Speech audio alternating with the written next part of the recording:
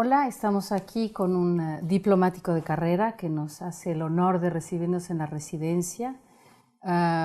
Un señor que me ha impresionado fuertemente por todas las condecoraciones que tiene, entre ellas la Orden de Mérito Civil, la Orden Isabel la Católica, la Orden de Mérito Grado Comendador de Italia, y en fin, ahí no acabaría, la Orden de Águila Azteca, también Grado Banda, en fin.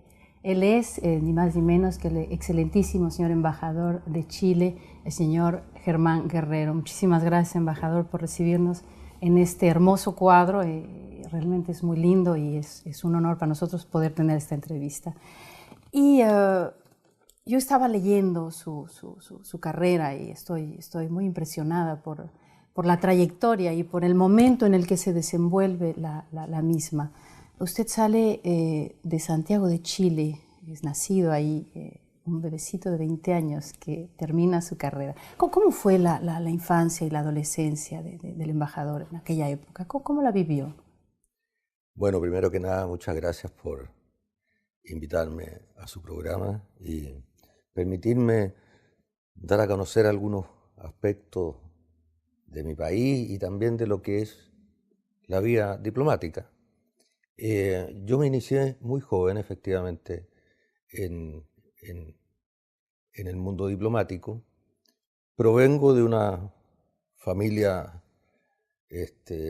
muy unida, 9 hermanos, eh, y en mi infancia y juventud me correspondió acompañar a mis padres primero en una misión diplomática a Paraguay, luego a Francia, y el resto del tiempo lo pasé en Chile.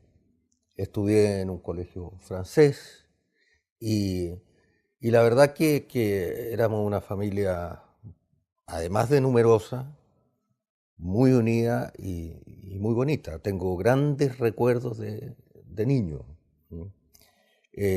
Particularmente recuerdos de vida en el campo, que yo siento una gran atracción por el terruño, ¿ya? Y también mezclado esto con la vida en Santiago, que ya comenzaba a ser una ciudad importante. Y luego, lamentablemente, mi padre falleció cuando yo era muy joven, eh, tenía 13 años, y ahí surgió el carácter de una madre fuerte, encantadora, encantadora, además de bonita, pero con mucho carácter para poder controlar A 9. a estos 9 hijos en una época que comenzaban movimientos tales como Woodstock en Estados Unidos, había movimientos fuertes, atractivos, pero que obviamente en la casa había que poner ciertas reglas para que uno no nos descarriáramos, por decirlo de alguna manera.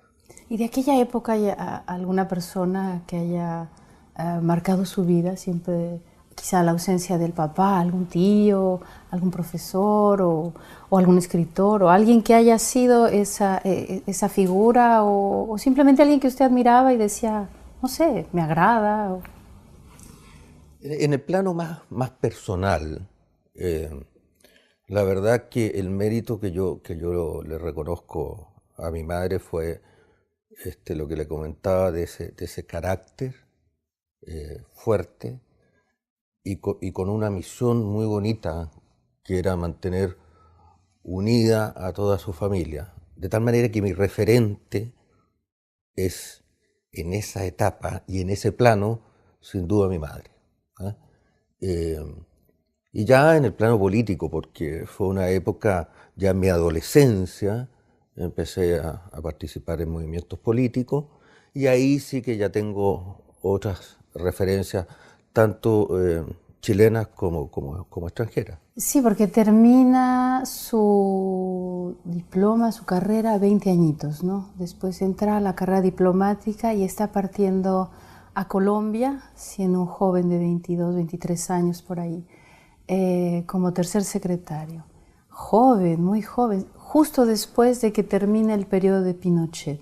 ¿Cómo vive en ese momento el embajador Germán Guerrero, ese comienzo, ese inicio de su carrera, con esos cambios tan, no sé si utilizar la palabra dramáticos en el sentido de que es un cambio radical, es fuerte, rápido, se oyó en todo el mundo, es la historia que hemos vivido? ¿Cómo lo vivió, usted que lo vivió? Bueno, usted lo describe muy bien, ¿eh? Porque la verdad es que fueron momentos muy dramáticos en Chile. Yo salí del colegio, terminé el colegio, ingresé a estudiar Derecho en la Facultad de Derecho de la Universidad de Chile, y estando en primer año se produce el golpe de Estado de 1973, que fueron momentos, fue una ruptura total en la historia de Chile, y en la cual todos los chilenos nos vimos involucrados. Fue, le insisto, un hecho bastante dramático. Yo participaba en política, en movimientos juveniles, pero en ese momento ya, cuando se produce el golpe de Estado, se prohíbe toda actividad política, se prohíben los partidos políticos, de tal manera que estudiando Derecho yo busqué una manera de cómo hacer política, que me gustaba muchísimo, ya no hacer política de alguna manera. Si no la podía hacer en el plano interno, al menos tratar de hacerlo en el plano exterior. Y es así como empiezo a vincularme con el mundo diplomático. Y postulo a la Academia Diplomática, tenía 19 años, paralelamente estudiaba Derecho, y ingreso a la Academia Diplomática de Chile, y luego mi primer destino, como bien decía usted, es Colombia. Pero eran momentos muy complejos en que se empezaban a articular y se empezaban a... El régimen de Pinochet empezaba a dar sus signos muy fuertes de control, de represión, de tal manera que es un periodo que los que lo vivimos nunca lo vamos a poder olvidar. Eso está grabado en la historia de Chile. Y bueno, y así comenzó mi carrera, como le digo. Termino en la Academia Diplomática Andrés Bello y mi primer destino fue Bogotá, Colombia. Ok, y salimos de ahí bueno, a conquistar el mundo, ¿verdad? A creer que vamos a cambiarlo, porque cuando somos jóvenes tenemos realmente los ideales que abrazamos y como comentamos antes de comenzar la entrevista, el deseo realmente de llevarlo hasta el final. ¿Cuál ha sido ese ideal quizá que el embajador Germán Guerrero abrazó en su juventud y quiso luchar siempre por él? Me gusta mucho esa pregunta porque creo que he tratado de reflejar en mi vida diplomática lo que fueron mis primeras motivaciones, ¿eh? Y sin duda esto en el contexto de lo que vivía Chile, ¿eh? Que era un momento duro en materia de derechos humanos eh, y en materia de libertades, ¿eh? Traté de proyectar en mi carrera una lucha por la defensa de los derechos humanos, una lucha por la libertad de expresión, una lucha porque no se censurara a nadie por su manera de pensar o de creer, ¿ah? Eso creo que viene de un componente familiar. La familia, en mi opinión, es muy importante en materia de valórica. Y luego lo proyecto en mi juventud, en mi accionar en las juventudes políticas. Y luego, como le decía, ya cuando la política es proscrita, lo trato de materializar en mi carrera diplomática. No era fácil se vinculaba a la defensa de los derechos humanos con actitudes políticas, incluso con movimientos políticos. Y no fue fácil, pero me siento realmente muy gratificado. Ese aspecto que, con las limitaciones del caso, creo haber aportado un grano de arena en pos de la libertad, del respeto a los derechos humanos y de las creencias. Eso han sido básicamente las fortalezas que yo he tenido. Escuché que estuviste estudiando en Francia y en un colegio francés. Eso bueno, me indica que tienes noción de varios idiomas, español, francés, inglés, imagino. Y por la misma profesión. Es necesario, o sea, hoy es imprescindible, y especialmente en nuestra carrera, dominar, y era uno de los requisitos para ingresar a la Academia Diplomática, hablar un idioma, bueno, obviamente el propio, el nuestro es el castellano, un castellano chileno, con acento chileno, con modismo chileno, y luego otra lengua bien, y otra lengua que podía ser menos fuerte, digamos. Eso es un requisito básico. Y hoy las cosas han cambiado tan rápido que a mí no me extrañaría que en el futuro tuvieran los diplomáticos que aprender mandarín, por ejemplo. Que puede ser el día de mañana una lengua muy potente. Entonces, ¿vas a Colombia? Porque sales de Chile, es tu primera salida. Nos comentabas que dejas tu casa, la verdad es que para ti fue algo fuerte. Sí, claro, porque efectivamente Colombia fue mi primer destino. Y además, en lo personal, era la primera vez que yo salía del hogar, de la familia, salía solo a vivir fuera de Chile. Y en ese sentido fue una experiencia personal fuerte y profesionalmente muy interesante, porque Chile formaba parte del Pacto Andino, que ha sido uno de los proyectos de integración que han habido en América Latina, que desgraciadamente fracasó o no cumplió plenamente su objetivo, pero para Chile fue muy importante en ese momento porque se dictaron una serie de leyes y decretos para fomentar la inversión extranjera en Chile. Fundamentalmente el decreto Ley 600, que permitía el ingreso de capitales, porque veníamos con problemas económicos serios. Y la dictación de estos decretos permitiendo el ingreso a la inversión se contradecía con el Pacto Andino, con las normas del Pacto Andino, de tal manera que tuvimos que negociar la salida de Chile. Y fue interesante, pero también fue un poco duro, porque abandonábamos un grupo al cual naturalmente, geográficamente pertenecíamos.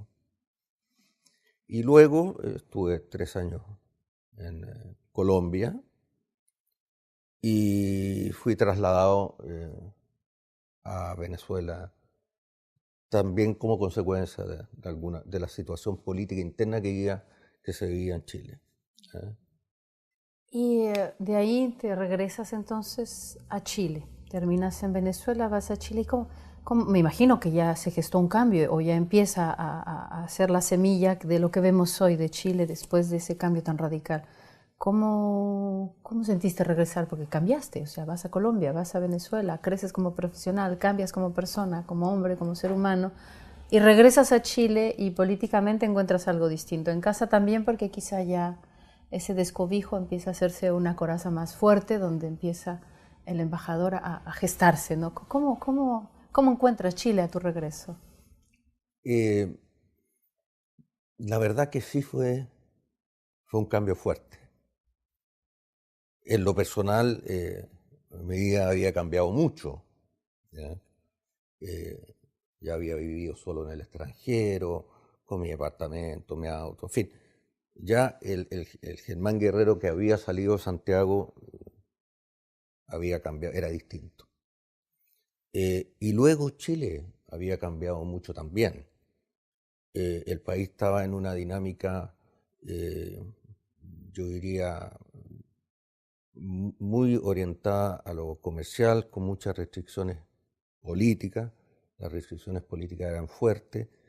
Se sabía de casos muy dramáticos de violación a los derechos humanos, pero la gente quería, no quería verlos, tal vez. Entonces era un ambiente de un país que económicamente es efectivo, que avanzaba, especialmente en el ámbito del comercio exterior. Y la sociedad había cambiado. Se había abierto la economía. Cuando yo había salido de Chile, por ejemplo, para graficarlo, era muy difícil tener un automóvil. Cuando volví a los 5 años estaba plagado de autos japoneses a muy bajos precios. Era, económicamente, era otro país, ¿ya? Con las tensiones subterráneas, ¿ya? Políticas. Pero naturalmente que la sociedad chilena había cambiado mucho. Chile es un país de recursos limitados, ¿ya? Y por eso se abrió la economía eh, buscando diversificar las exportaciones, pero todo eso implicó un cambio de mentalidad del chileno. En alguna medida yo creo que fue positivo, pero también se generó una persona más individualista, ¿eh?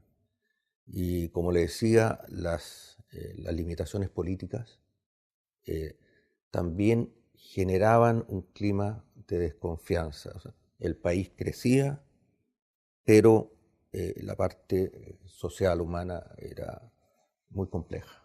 Por un lado, era el cambio normal, o sea, se abre a la economía, se empieza a perfilar como un país más estable, la sociedad empieza a mutar, obviamente, porque la infraestructura cambia, y bueno, eso toca sociológicamente, forzosamente toda la población, y regresas, ves tu país cambiado, ves tu país, obviamente, no todavía... El bebé todavía no corre, pero ya camina. Es una agradable experiencia ver, me imagino yo, en esos momentos, porque tú sales cuando viene todo ese cambio. Diplomáticamente me imagino que joven y todo, como que decías, bueno, ¿y qué va a pasar? Y empiezas ya a ver, a perfilar más tu carrera, decir, bueno, esto está marchando muy bien, Chile está efectivamente abriendo, se está abriendo, ¿no? Al exterior. Y regresas a Chile y de ahí te vas a Argentina. ¿Es después que vas a Argentina? Efectivamente, estuve 2 años y tanto en Chile, y como un dato que, que a lo mejor la gente joven no se imagina, pero la gran revolución tecnológica que empezaba a aparecer era el fax. Entonces, esto de ver que uno metía una hoja con firmas y al otro lado salía el mismo, era una cosa inimaginable. Hoy el fax está en los museos, ¿ya? Sí. O sea, se usa todavía, pero está prácticamente... entonces también vivíamos un cambio tecnológico muy rápido, ¿ah? Todo este proceso en Chile tomó un tiempo, ¿m? Hasta que uno entra en la dinámica. Y ya cuando yo entendía o trataba de entender, o al menos sabía lo que estaba pasando en Chile, vuelvo a salir y soy destinado a Buenos Aires, Argentina, que, que bueno, es una de las embajadas más importantes que tiene Chile en el exterior, ¿ah? Fíjese que con Argentina nosotros tenemos una frontera de más de 5.000 kilómetros, 5.100 y tanto. No la he medido yo personalmente, es Me un poco imagino, largo, sí, un poquito difícil. pero son 5.100 y tantos kilómetros, es la tercera frontera más larga del mundo. O sea, la frontera Canadá, Estados Unidos, Rusia, Kazajistán y Chile y Argentina. De tal manera que es un país para nosotros muy relevante, una embajada muy importante. Y me tocó también vivir un momento muy bonito con Argentina. Habíamos tenido una serie de desencuentros que ni siquiera vale la pena acordarse, pero me tocó cuando se firmó el Tratado de Paz y Amistad que rige hasta el día de hoy con Argentina. ¿Eh? Y ya estuvimos nosotros a punto de un conflicto en el año 78 y luego a mí me tocó la versión positiva de la historia que fue la negociación y tratado de este acuerdo de paz y amistad. Y ahí la relación cambió muchísimo y se produjo un proceso de integración en los dos países muy acelerado, de tal manera que profesionalmente también para mí fue muy bonito, muy importante. Sí, veo que estás siguiendo la historia, ¿no? Estás viviendo la historia misma. Repito, lo que nosotros veíamos, escuchábamos así, tú estás ahí en el ojo del huracán, como decimos, ¿no? Estás en vivo, lo estás viviendo. Y dime, de ahí de Argentina, ¿regresas a Chile o...? Regreso a Chile a trabajar con el ministro de Relaciones Exteriores chilenos de la época y también fue una etapa muy bonita, profesionalmente muy acelerada. Los gabinetes, y vaya un homenaje a todos los jefes de gabinete en el mundo, porque no tienen horarios, no tienen fines de semana, en fin, pero a aquellos que nos gusta sentir la adrenalina de lo que está pasando, es realmente son cargos muy interesantes. Ahí estuve 2 años y medio y me tocó también participar en uno de los momentos, tal vez el momento más bonito que yo he vivido, no solo como persona, sino que también como diplomático.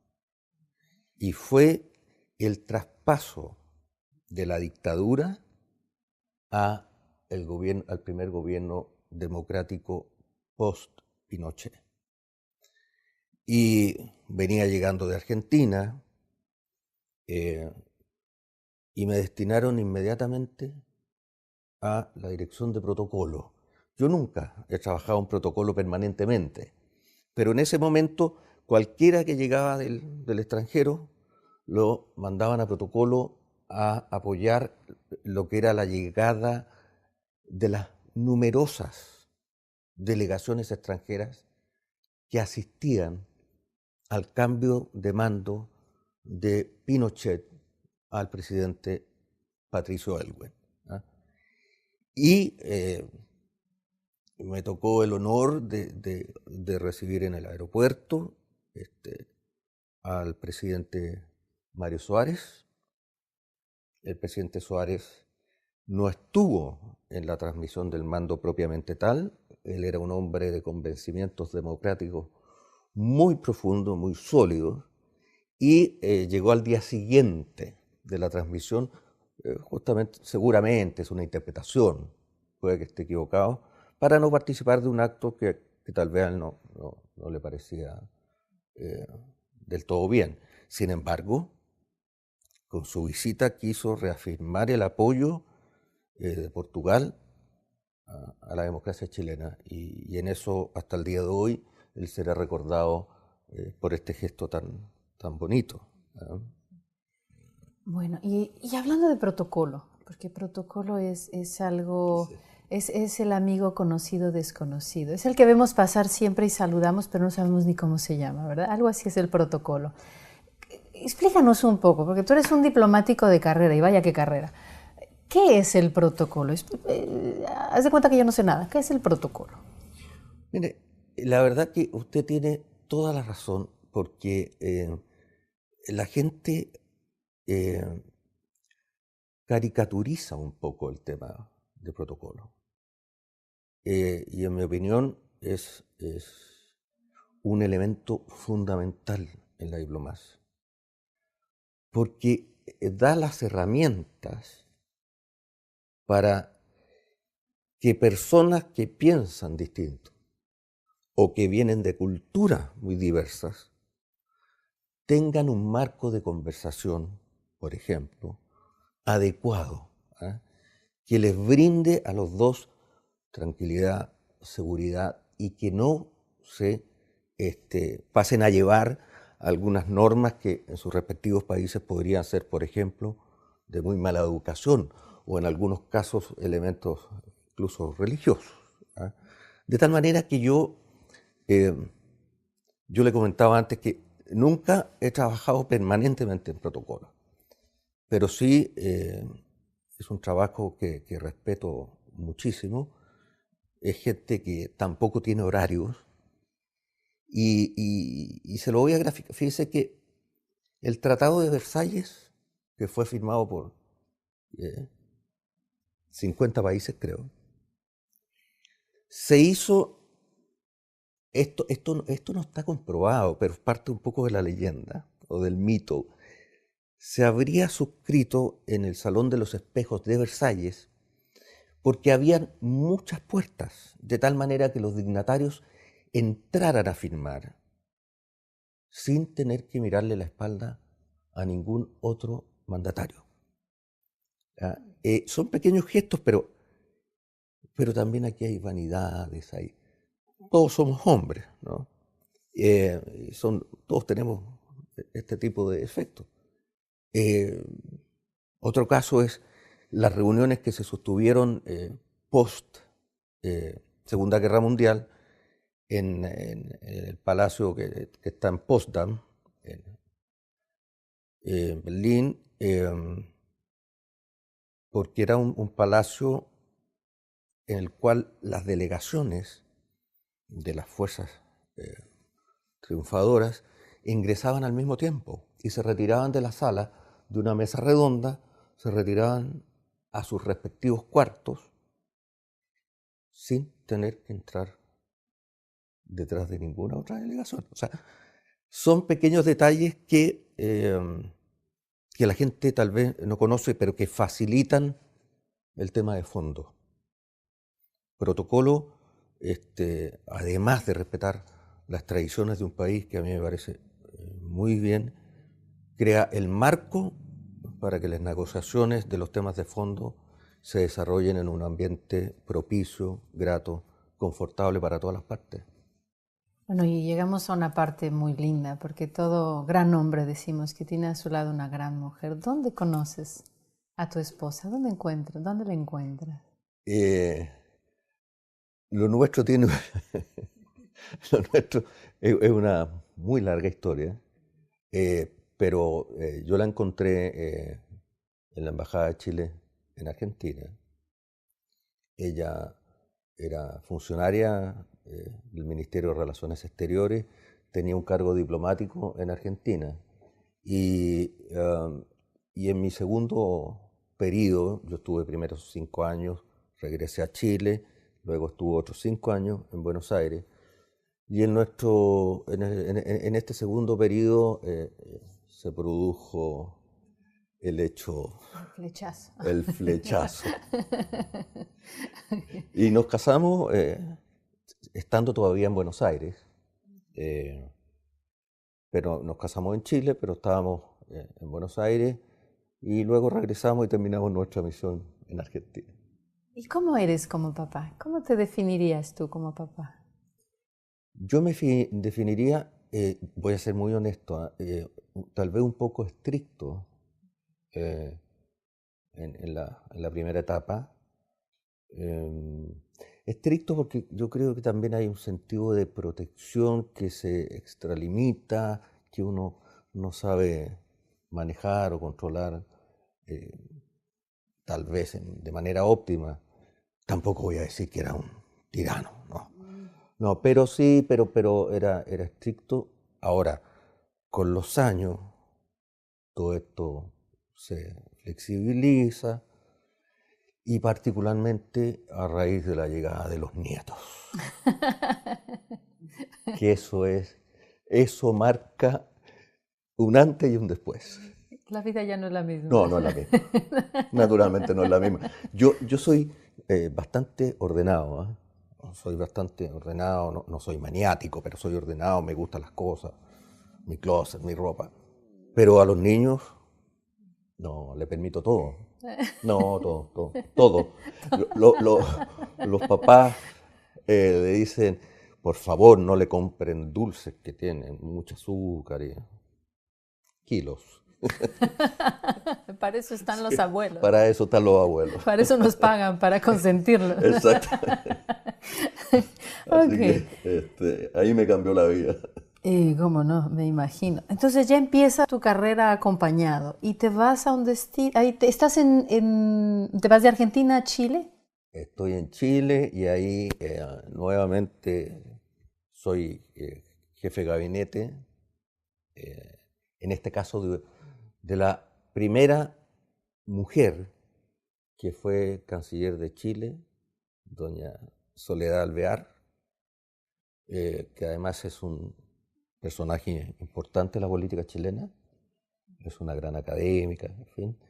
Y me tocó trabajar con ella como su jefe de gabinete, muchas horas de trabajo, madrugadas. Ella es una mujer que se prepara mucho, de tal manera que uno tenía que estar permanentemente actualizado en materia de información, etc. Y ahí estuve también 2 años. Ella abandonó el cargo de canciller porque inició su carrera política y también entonces fui jefe de gabinete de su sucesor, ¿eh? Y luego el presidente Ricardo Lagos me designó su representante diplomático en La Habana, Cuba. Y te vas a Cuba. Y quien dice Cuba dice Fidel Castro, ¿verdad? Quien dice Cuba dice Fidel Castro, efectivamente.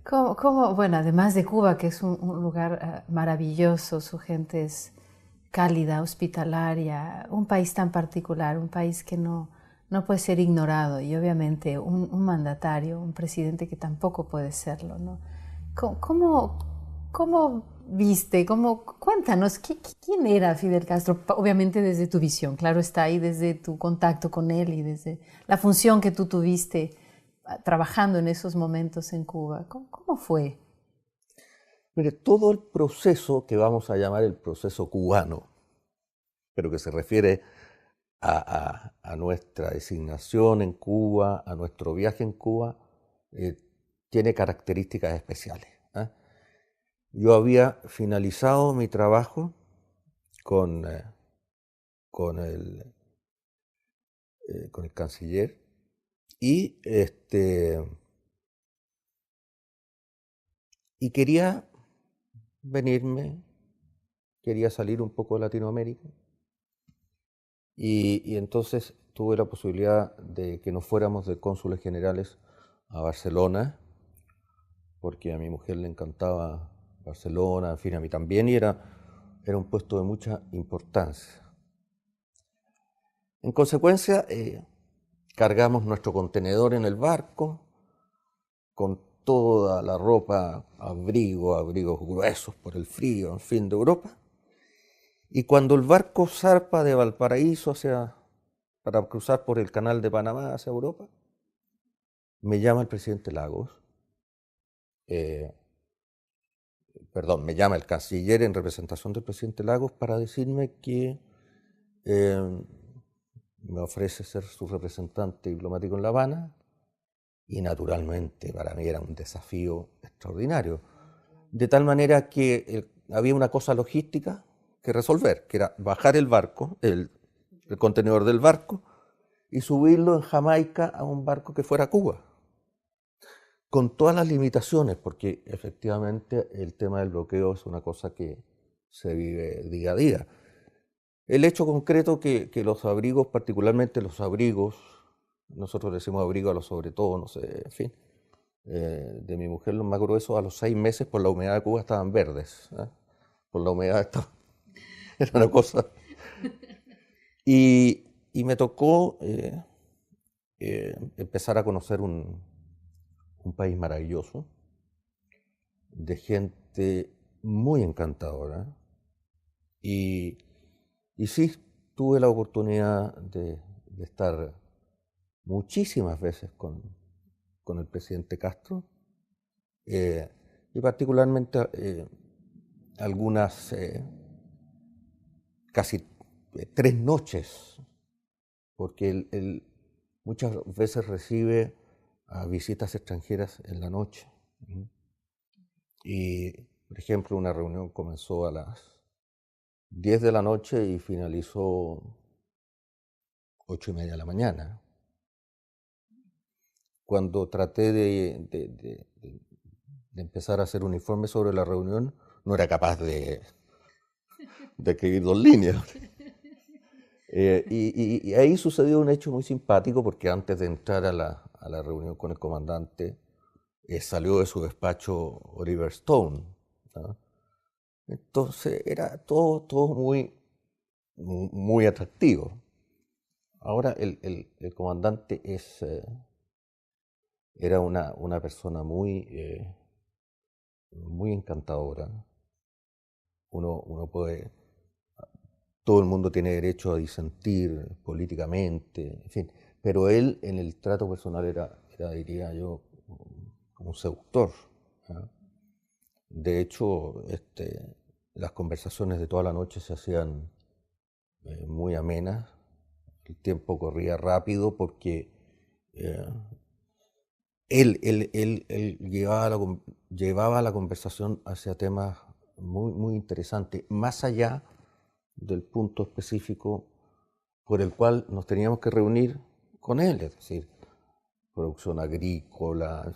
Él era un hombre muy entretenido para estar con él. ¿Cómo ve el embajador Germán Guerrero la diplomacia en Portugal? Quizás es redundante la pregunta, pero ¿cómo la vive? Bueno, yo creo que el mejor reflejo hoy de lo que es la diplomacia portuguesa es que un portugués esté a cargo de Naciones Unidas. La elección del secretario general Guterres es un hecho mirado estrictamente desde el punto de vista diplomático, es un hecho fantástico. La diplomacia portuguesa trabajó muy bien. Nunca, cuando otros decían que iban a aparecer otros candidatos y aquí y allá, nunca perdió la calma. Hubo 5 votaciones, las 5 las ganó. Se podrían haber sentido muy victoriosos en la primera. Siempre mantuvieron un equilibrio perfecto. ¿Ah? Y finalmente, las capacidades del propio candidato, unido a este trabajo, son el reflejo de una diplomacia muy seria y muy eficiente. El Ministerio de Negocios Extranjeros no tiene mucho personal, como otras cancillerías, pero son realmente de una eficiencia notable. Son muy colaboradores, tienen una excelente disposición hacia el diplomático extranjero, de tal manera que yo siento profunda admiración por la diplomacia portuguesa, profunda admiración. Eso lo creo, lo escucho. ¿Y cómo ve Portugal el embajador Germán Guerrero? ¿Cómo ve? Ya nos hablaste de la parte política, de la parte amable, de la parte diplomática, pero ¿cómo ves Portugal? Portugal, primero que nada, yo lo veo desde mi perspectiva como embajador de Chile, como un país que tiene cosas muy en común con nosotros, muy en común. Podríamos decir que formamos parte de aquellos países denominados like-minded countries, que tenemos principios, valores semejantes. No es una expresión que siempre gusta, pero la realidad muestra que tenemos mucho en común. Nos tenemos profunda admiración mutua, tenemos procesos políticos post-dictaduras bastante similares, con diferencia obviamente, pero en general bastante similares, y tenemos otras cosas como el respeto a los derechos humanos, en fin, otros principios en el campo multilateral que nos hacen ser muy cercanos. Ahora bien, dicho lo anterior, creo que Portugal y Chile tenemos hoy una gran oportunidad. Portugal puede ser un gran puente, por ejemplo, para vincular más a mi país con Europa, pero también con África. Por la historia portuguesa, ellos tienen un gran conocimiento y nosotros menos. Sin embargo, a pesar de tener menos conocimiento, ya tenemos algunos proyectos de cooperación triangular, Chile-Portugal en Mozambique, ¿ya? Y también participaremos en el futuro en misiones de paz en la MINUSCA, en África, de tal manera que veo que hay un campo muy rico en el aspecto netamente comercial. Portugal es un país muy avanzado, por ejemplo, en algo que a nosotros nos falta mucho, que es el tema energético. Portugal es uno de los principales países en materia de tecnología eólica, fotovoltaica, en fin. Ya hay algunas empresas portuguesas que proveen de insumos a, a empresas instaladas en el norte de Chile, empresas fotovoltaicas. Nosotros tenemos uno de los desiertos más secos del mundo y con más días de sol del mundo, de tal manera que están todas las condiciones dadas para el desarrollo de este tipo de energía. Por otra parte, en el extremo austral de Chile, a 3.500, un poco menos tal vez, kilómetros de distancia del desierto, están los vientos del sur, que nos sirve mucho la energía eólica. Portugal es un país que el año pasado funcionó 5 días, creo, 5 días, solamente en base a energías renovables, no convencionales. Ese es un récord, yo creo que es un récord mundial, ¿ah? Y es eso lo que nosotros, ahí usted tiene un área que podemos, eh, que puede ser muy fértil para los dos países. Portugal además produce grandes cosas. Todos sabemos lo que es el aceite de oliva, los vinos portugueses. Y lo que nosotros le ofrecemos es que Chile puede ser plataforma para Portugal, para los países de la región y para el Asia. Nosotros conformamos actualmente, junto con Perú, con México y con Colombia, lo que se llama la Alianza del Pacífico.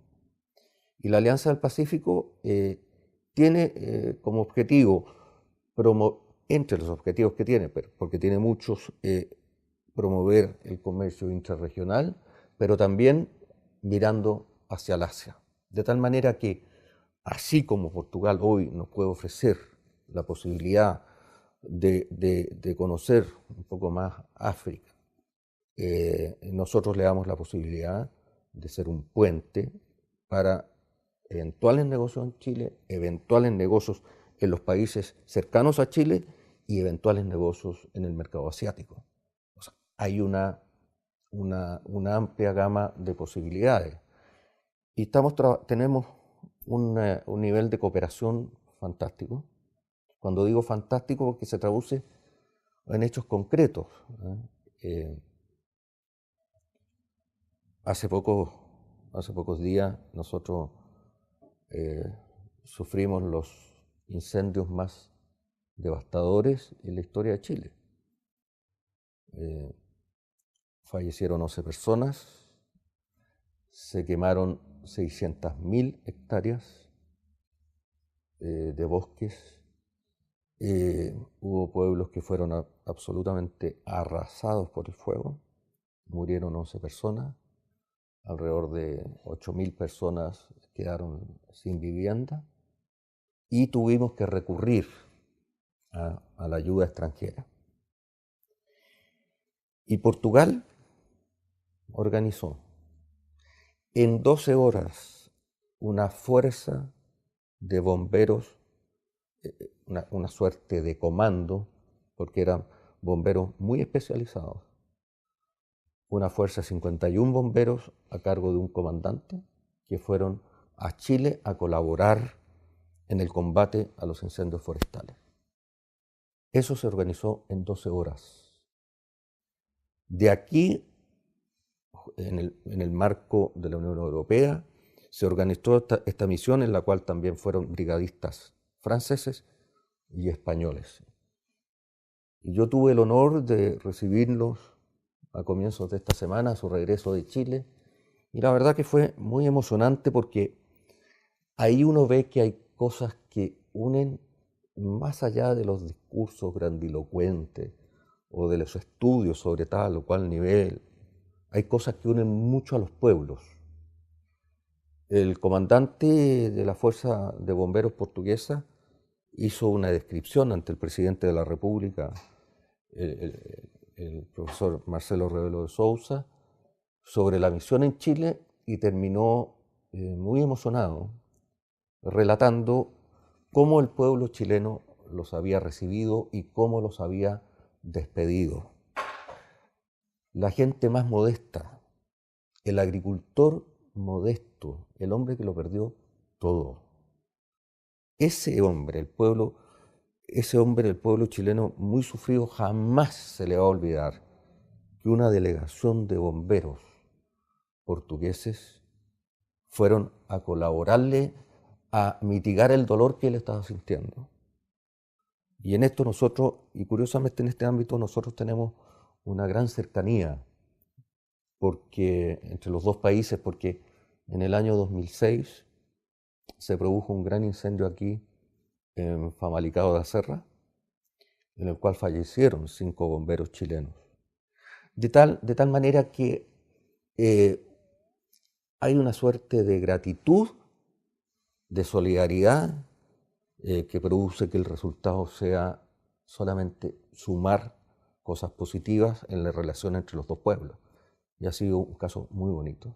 Lindo. Muchas gracias por compartirnos esto. Yo debo llegar al final, le agradecemos, ha pasado el tiempo muy rápido, es muy interesante ver la vida y el trayecto que ha tenido el embajador Germán Guerrero. Y para terminar, quiero agradecerle infinitamente habernos recibido, realmente es muy lindo este lugar, habernos permitido ir un poco a través de la historia de nuestros países, de la vida del embajador y compartirlo todo eso con la gente que nos escucha. Muchas gracias, embajador. Muchas gracias a usted y muchas gracias por haberme dado la posibilidad de mostrar un poco lo que es mi país y también de lo que son las vivencias de un diplomático chileno. Muchas gracias.